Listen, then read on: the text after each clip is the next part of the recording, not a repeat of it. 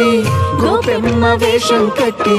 మంగోల చేత బట్టి వచ్చెనమ్మా నవమోహన జీవన వరమిచ్చెనమ్మా ఇకపై ఇంకెప్పుడు నీ చేయి విడిచి వెళ్ళనని చేతిలోన చెయ్యేసి ఒట్టేసెన